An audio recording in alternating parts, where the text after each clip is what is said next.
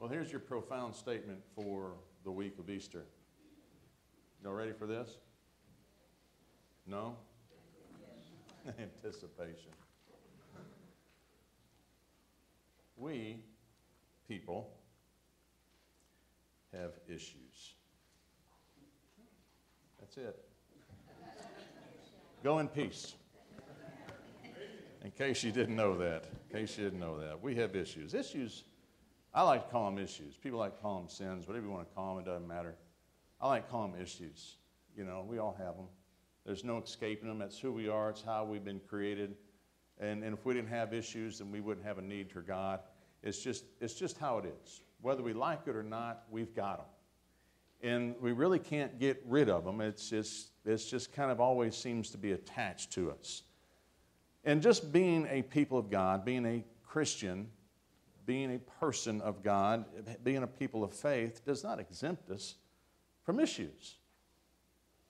Sometimes we like to think that, but it doesn't. They follow us from all throughout the days of our life. It doesn't exempt us from having issues. In fact, it's just the opposite.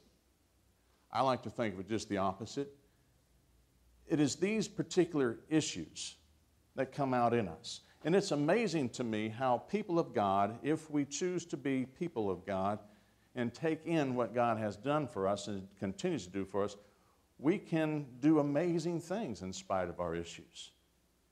And we can do amazing things even with our issues that would go a long way to help other people. That's the brilliant thing about our faith.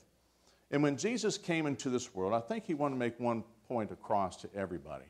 I think that point is this. You are not defined by your issues.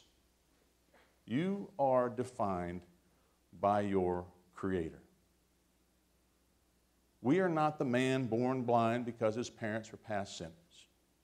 We're not the leopard whose skin has been disfigured because God is punishing him. We're not the harlot who can't work anywhere else because society has no place for her. We're not the 5-time divorcee. We are not the cheating tax collector. Jesus came to proclaim that we are not defined by our issues. We are defined by our Creator. You are not sinners of God. You are children of God. You are valuable assets to God. You are purposeful. You are handcrafted by an amazing God who created us just as we are, with wonderful gifts, with amazing graces, and yes, with issues. And sometimes those issues get in our way. But Jesus always taught us that those issues are just simply obstacles that we're going to have to learn how to confront on our way to bigger and better things in this life. The word we use for that, that gets used a lot today, is the word resurrection. It just doesn't happen when we die. When our issues appear in our lives, and we think they have defeated us, when they have left us in the ground, it is by the grace of God and the grace of God's people that new life appears. When it comes to our God and our issues, there is always hope. And for 3 years, Jesus preached this message to those whose issues were obvious. And he brought hope to people who thought their lives were just hopeless. He freed people from the burden of their issues. And these acts of grace threatened the leaders of the church. For whatever reason, I don't know. To the point that they tried to kill the messenger. And so Jesus then gathered his disciples together off to a far place and began to have a conversation about everything that was going on. Just before our reading, Peter correctly identified Jesus as the Christ. However, he still tried to impose his will on Jesus. Our reading this morning, we discover that's not a really good idea. Because in our relationship with the divine, Jesus is the top dog. Jesus is the head cook. And until we graduate from culinary school and we know what is in the mind and the heart of the cook, then it's just best that we keep quiet, that we keep our eyes open and our ears open, and that we learn and listen before we get reprimanded like Peter in our story. From Matthew 16:21. And so from that time on, Jesus began to show his disciples that he had to go to Jerusalem and he had to undergo great suffering at the hands of the elders and the chief priests and scribes. He told him he had to be killed. And on the third day, be raised. And then Peter took him aside. He began to rebuke Jesus, saying, God forbid it, Lord. This must never happen to you. But Jesus turned and he said to Peter, how many times have you heard these words from your spouse? Get behind me, Satan. You are a stumbling block to me. For you are setting your mind not on divine things, but on human things. And then Jesus told his disciples, if any want to become my follower, you have to deny yourself. Take up the cross. Follow me. For those who want to save their life will lose it, and those who lose their life for my sake will find it. For what will it profit you if you gain the whole world but you forfeit your own life? What will it give in return for their life? For the Son of Man is to come with his angels in the glory of his Father. And then he will repay everyone for what has been done. For truly I tell you, there are some standing here who will not taste death before they see the Son of Man coming in his kingdom. I know y'all like the stories about my mother. She doesn't, but I enjoy them. When I was little, we used to cook a lot, right? I think eating out once a week was a treat. It's kind of the opposite now. If we eat home once a week, it's a real treat. When the kids are begging you to eat at home, that tells you something, because we used to want to always eat out. So Mom used to always cook all the time, and she was a good cook. She was a good cook. And but what happens at the end of each meal is that all of the leftovers, right, we get saved and put in the refrigerator. And we know how that is. By the end of the week, the refrigerator's compacted full of what? Cool Whip tubs, right? Cool Whip tubs was our Tupperware, right? And it was Cool Whip tubs packed with unwanted food, right? And that's just kind of how it was until the end of the week, right? We know what happens then at the end of the week. You get a big pot, right? And you take all the liquid, because you're out of Tupperware, you got a Cool Whip then. And so you had to take the tops off, and you get the big tub, and you turn it upside down and see the food that's now shaped like a Cool Whip tub. And I can still hear the suction of the food coming out. You know what I'm talking about? You hear, and then it hits the pan. Dinner, right? Dinner. Yeah. And so that's just one day right there. And then you got about 6 more that's going to follow. And then for some strange reasons, you just take a spoon and you just stir it up. I guess you need some water in there or something, maybe a couple of things of macaroni, and you just kind of stir it up and you put a little heat underneath it, and then voila, there you are, dinner, right? And what was that called? Goulash. That just sounds good, doesn't it? It just makes you hungry right now. You just may leave early and go do that. But here's a strange thing about goulash. You know, there's 6 of us kids, something like that, and we would dread the goulash. But what was so interesting about goulash, it was strangely good. And we never complimented Mom for that because we just couldn't bring ourselves to doing that, to watching what she was doing and seeing every time I saw a Cool Whip in a tub in the fridge, I knew what was coming. But it was just strangely good, and I could never really figure out why it was so good because it doesn't make sense. I mean, you have leftovers for a reason, right? It's not because there was abundance of food, because you didn't have abundance of food there. If it was good, it was gone, basically. And so you take all of these leftovers, right, and you put them all together, you mix it up, and you serve it for a second time when it didn't make the bestseller list the first time, and somehow it just seemed good to me. Because wisdom always told me that putting multiple leftovers together would just kind of stink up the joint and make everyone at the table very nauseated. But somehow my mother, the cook, just seemed to know something that I just didn't know. And if I would ever try to impose my will over her, which I've done a time or two, then I would be reprimanded. Definitely reprimanded. Now, to a logical person, this is a stretch.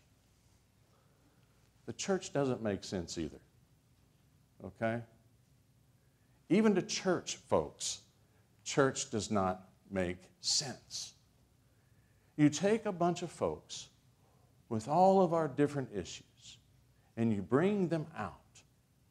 And not only bring them out, you put them all into one place, pack them all together. You mix them up and you stir and you blend them up nice and together, and then you turn them out to go change the world. Does that make sense to you?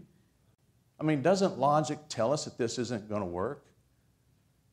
That if we take issues of all we have and we put them together, that's just not going to work. It'll stink up the world and nauseate the people. Because our issues and our temptations are always seen as our weaknesses. And people, as we know, prey on weaknesses. They take advantage of our temptations. So the logical thing to do is to hide those issues from others. It's to try to cover them up to the best of our ability. It's even to ignore that we have any. Just appear to be strong and have it together. But that's just kind of the opposite of what Jesus was teaching us to do. He's telling us that our issues are part of who we are.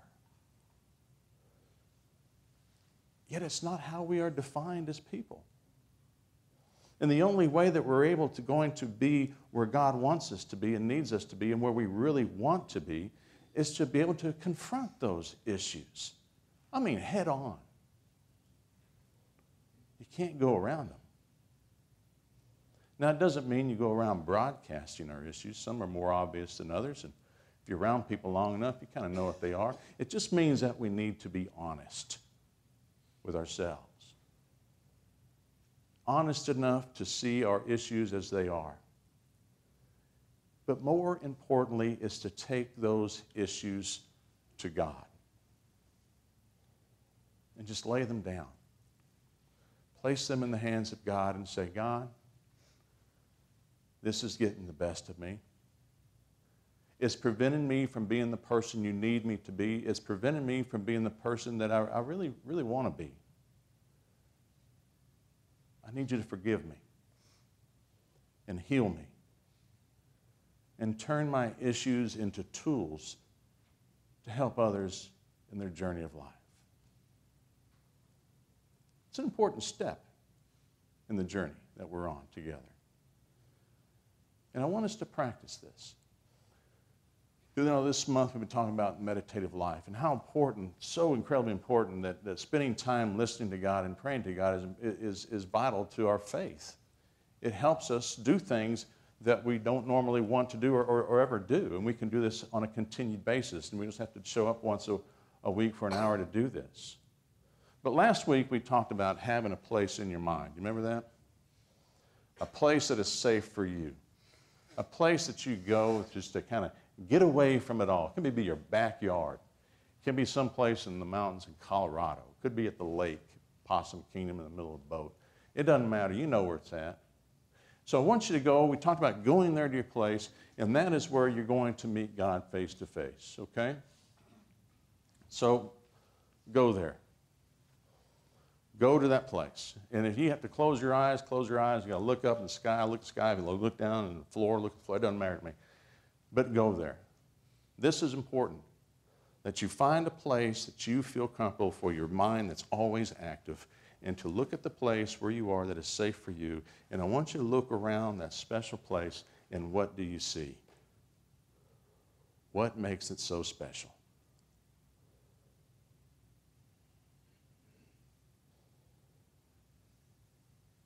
What makes it special? This is a place I want you to meet God.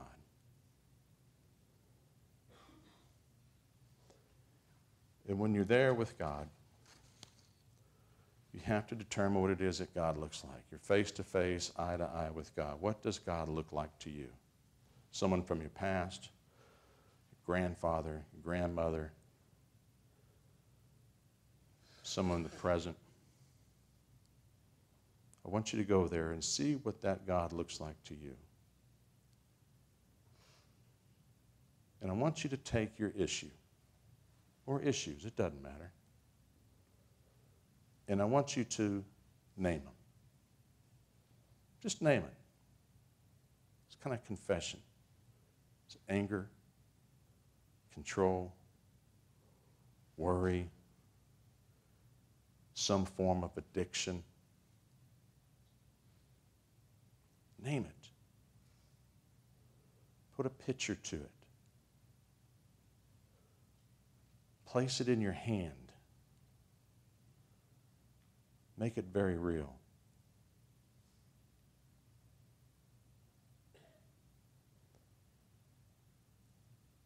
And I want you to take this gift, your issue, and I want you to hand it to God.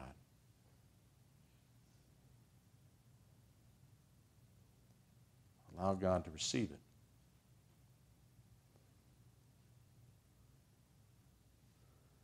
And say these words in your mind. God, this is getting the best of me.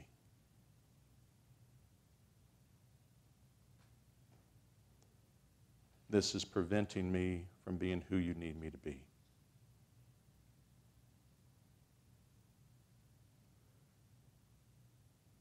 It's preventing me from being who I really want to be.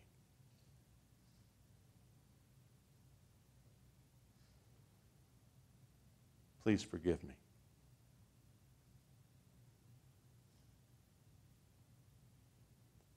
Heal me.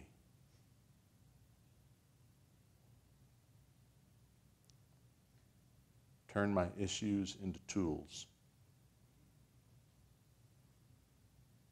to help others in the journey of life.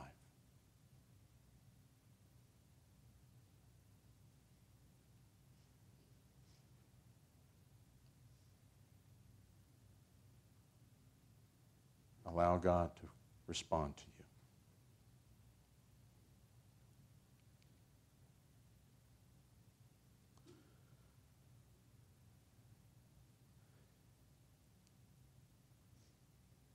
In the Sermon on the Mount, Jesus taught that when we become very aware and very remorseful of our issues, that we become far more compassionate and understanding of other people's issues. When we acknowledge God's forgiveness for our issues and we learn how to forgive ourselves, we become far more forgiving of other people and their issues and those who have hurt us. This exercise is important for all of us. This prayer, this meditation, you can take it anywhere at any time. Because this is how Jesus envisioned his people to live. And I want to watch a little film clip too, that this is what I understand to be how this works of what we're doing here.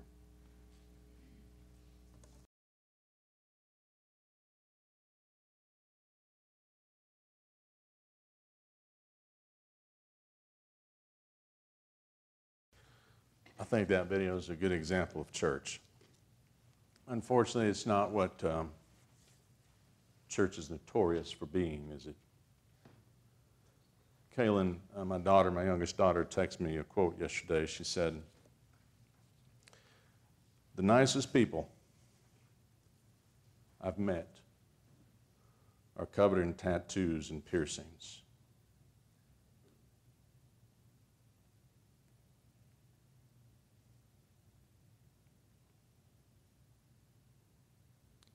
The most judgmental people I've met are the ones who go to church on Sundays. She took that from someone else, not from herself. And so we have to look to Alcoholics Anonymous for Christ's example of what it means to be church. That's got to change. I kind of like the goulash theory myself. Placing all of us, issues and all, in just one kingdom. And creating and confronting those issues either with one another, but most importantly before God, so that we can restore our lives. So we can restore hope in the world, so that we can find healing and allow God to define who we are and to remind us that we are not sinners of God, that we are children of God, that we are valuable assets, that we are purposeful.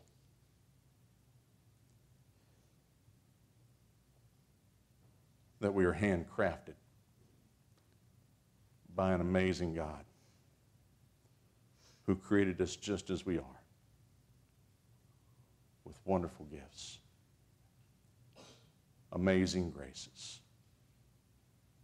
and yes, issues.